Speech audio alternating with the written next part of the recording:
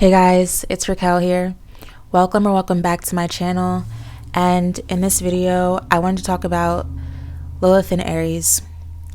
And I want to approach this from a very psychological standpoint and understanding that Lilith is a function inside of us. It's an alive energy. It's moving through us and in this world. And it really is about learning how to channel it and express it in a healthy way. That's always what I aim for these videos, and like the understanding of these energies and planets is to understand that it's part of our psychology and it's working through us, and to maybe take a look at am I using this energy in a healthy way, in a constructive way. So having Lilith and Aries, Lilith is a feminine energy, and it is the most repressed energy on this planet, because feminine energy is the most repressed energy on this planet. And so Lilith in us is the things that we were denied of at some point, and then it's also things that we now deny ourselves. And it is also shame, and it's also guilt, especially shame though, because shame is, shame is not just feeling bad about something you've done. It's about feeling bad for who you are. It's not even emotion. Shame is actually a core belief about yourself. It's a core belief that at the center of it all, like when no one's watching you and you're by yourself, you feel like you are just not good. You're not a good person. And it's like this feeling that eats away at you. And that's why shame is such a dangerous emotion, because it eats at you and it causes you to act out in ways that reflect that shame. And a lot of people are unconscious of their shame, actually. And some of us are more conscious of it, but it still can run, or I guess, motivate a lot of our actions, which is why it's so important to, when you get into astrology, it's so important because you're actually looking at, where your Lilith is placed, and you're able to see how it's playing out. So you're able to then reverse those patterns or break those patterns that you have. So when you have Lilith and Aries is all about taking action, initiative, your right to exist and your will to exist, and your right to make choices for yourself and your autonomy. And so when you have Lilith and Aries, that could have been taken from you from a very early age, because Lilith is also about, I said denial, but like something being robbed from you, literally, which is why people who have heavy Lilith placements can go through a lot of really dark situations of people breaking those or taking something from them that wasn't supposed to be taken. Lilith and Aries is very powerful because Aries energy is the initiating energy. It's the energy that knows. It just knows. And like an Aries person with this placement, they came into this world very much knowing, what they wanted, how they wanted it. I'm envisioning a kid who has this placement too, and it's like a kid that had this would just be very impulsive. First of all, they would probably say what's on their mind or do what they're feeling very often, and they probably got punished for that, disciplined, shamed, shunned. It could be so many different things. Let me look at my notes just so I don't end up rambling, because I did take extensive notes on this, but I didn't want to read them.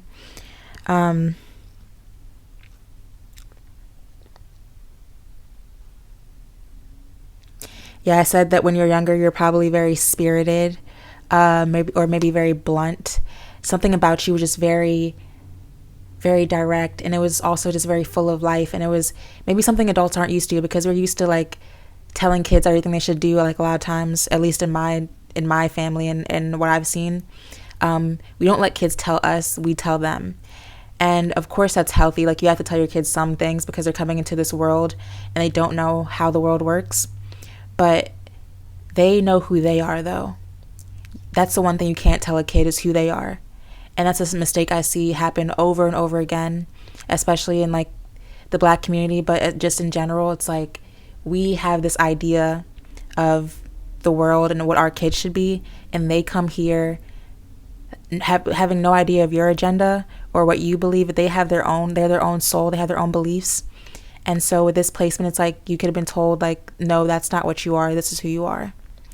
And that's not what you're going to be into. This is what you're going to be into. Or that's not what you're going to believe. This is what you're going to believe. And eventually it erodes the person who has this placement. It erodes their self-will. It erodes their ability to make choices for themselves that are in alignment with themselves. And so now they fear, they second guess themselves, or they kind of like have this thing where their will is actually deeply repressed now, because growing up it was never fostered, it was never cultivated, it was actually shamed, and they were told, like, no, like, you don't have that right, you don't have that willpower, I have some of that, like, I'm going to impose my will onto you. And that's so dangerous. It's so dangerous, and it creates people who then have a weak willpower, or a very strong willpower that has just been shoved down. Because I don't want to say you have a weak willpower, actually, because words are important, but it weakens it, and it adds a layer of shame and guilt when you do go to take action, because you are full of that energy of, I know exactly what I want and I'm going to go for it. You have that energy inside of you. Now, whether you choose to reclaim that or not is going to be up to you, because people have projected onto you this idea that you don't have the right to be in the driver's seat of your own life. And that's the whole thing with this placement. Another thing you could have been shamed about is your passion. Because how could I forget Aries' passion? Like, you were probably shamed for the passions you had, or just how, like, alive you were or excited you were. Because these people, there's incredible amounts of passion available at your disposal, because Lilith is essentially like a dark energy. And when I say dark, I mean, like, it's energy that is just waiting to take form and shape also. And it is vibrant, and it's alive, and it's like very unpredictable, which is why people don't really know what to do with Lilith energy a lot of times, because it's like uncomfortable for them. It's so alive, it's so moving, it's so, it's unknown also. And that part of you that is very passionate about whatever it is you are passionate about there could be embarrassment around that. There could be shame. There could be humiliation too, because Lilith also is humiliation around your passion and that feeling of passion, that level of excitement for life. You could, it could be very muted in you now, that energy, that fire energy.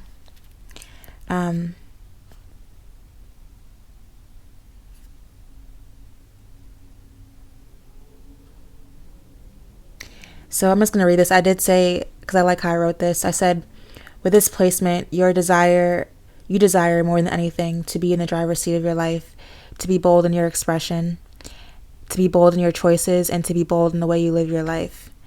And that's true. And like, whatever house you have it in is going to show you the area that you are longing to be the most bold in, and the area that you show up the most bold in too, because you can show up boldly in these areas, and you can have just an innate knowing of how to navigate these areas. Like, for example, if it's in your 7th house, then you have an understanding of how your relationship dynamics play out, and the underlying, I guess, themes and energies. Like, even when you meet a person, it can feel like very much like familiar, maybe. And then, like, say you have it in the 3rd house, or aspecting your Mercury, then your mind is going to be very, very intuitive, very flowing. Things can come to you. You're very sharp. You can be a very sharp thinker. This is how Lilith works. Like, out in your actual, in real life, it plays out. You can be shunned for your ideas. You could say things very impulsively, again, because that Aries energy, and then people can reject you for that. You can have passions and interests like that other people think are weird. All those are things of how this can manifest.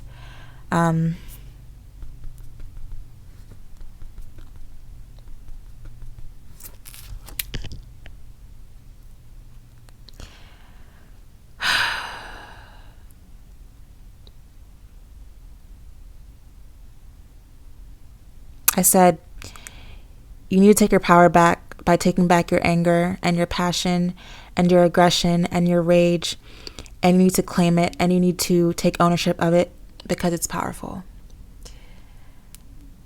Yeah. And this is why this placement can feel so difficult, because you feel like your energy has been stolen from you.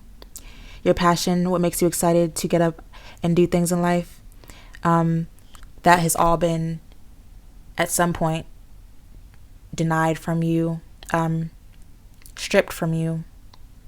But you can never really strip someone of their full autonomy and their will, because humans are actually very resilient. And so I'm not trying to be like super negative or anything. I'm just like trying to like validate your experience, essentially. So now I guess let's go to the other side. Like, what happens when you start to heal this energy of Aries? It can feel very intoxicating. It can feel very, this is any Lilith placement, not just Lilith and Aries, but when you start to heal your Lilith energy, it can feel very intoxicating. It can feel freeing. It will feel liberating. It can also feel very scary and very, what's the word I'm looking for? Yeah, scary is like honestly the only word I can think of. Uncomfortable, maybe. It can feel like you're doing something wrong, like you shouldn't be doing this. Like, oh my God, I'm gonna get in trouble. I find that's actually the feeling of it when you're healing Lilith energy. You feel like you're doing something wrong. You're scared. I'm gonna get in trouble. I'm wrong. And that's not true. And now you know that's not true, because this is the energy you were made to feel wrong for. These are qualities that you were made to feel wrong for. And this can zap your energy. Like something like this, it's like if you have low energy and you have this placement, this might be one of the reasons why, because it zaps this is fire energy we're talking about when we talk about Aries. And imagine when you have shame around that, it kind of like, it takes away your motivation and your energy to do things that you have already naturally had. So it's about reclaiming that back, because it actually takes away from your vitality. This placement, it definitely can. And another wounded aspect of this placement too, and something you have to watch out for with this, is like always thinking that something is a fight or a battle with someone else. Excuse me, because that can be a thing too, because of how you were torn down maybe in your childhood, or because of your fear of your own assertion. It can feel like you can be very sensitive to others' attacks, or someone trying to assert their will over you, and you can actually act out because of that.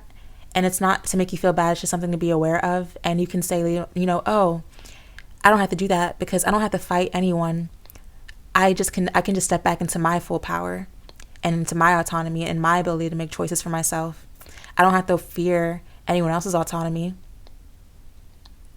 I can just claim my own and make my own choices.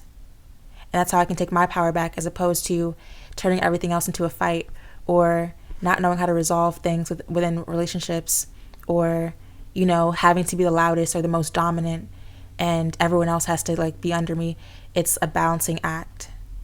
And yeah, I think I'm gonna leave it there. Let me see if I have anything else to say to you guys.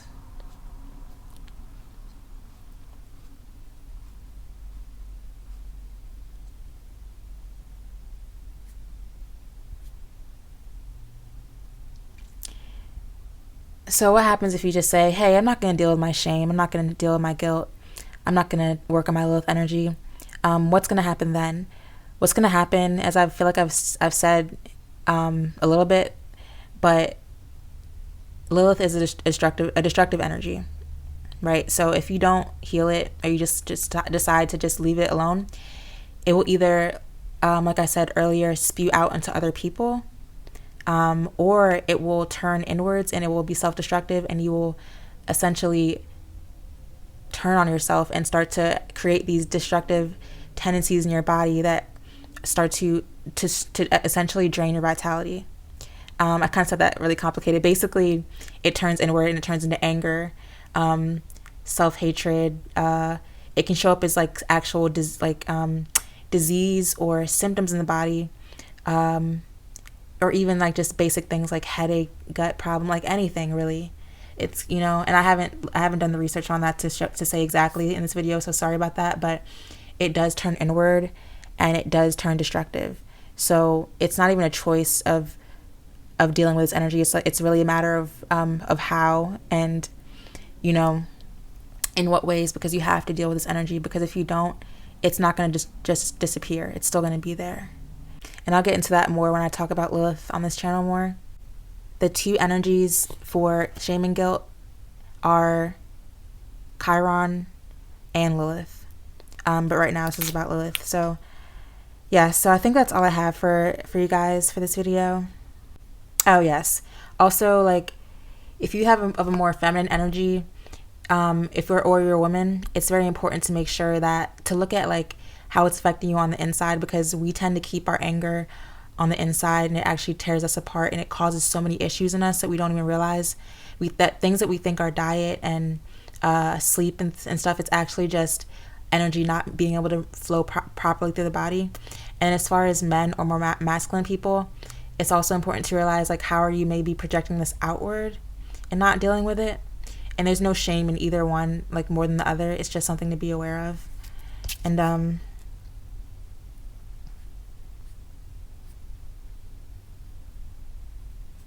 yeah, I had a little bit more, but I think I said everything important, so I'll leave it here for now.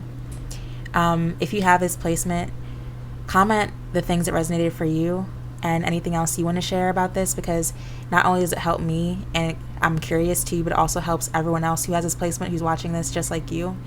And you can also discuss with them in the comments, and that's like the best part to me about these videos, and just like forming community and being able to connect with other people who share your similar experiences. So yeah, guys, thank you so much for watching. I hope you got something from this video that can help you moving forward, and I will see you guys in the next video. Bye.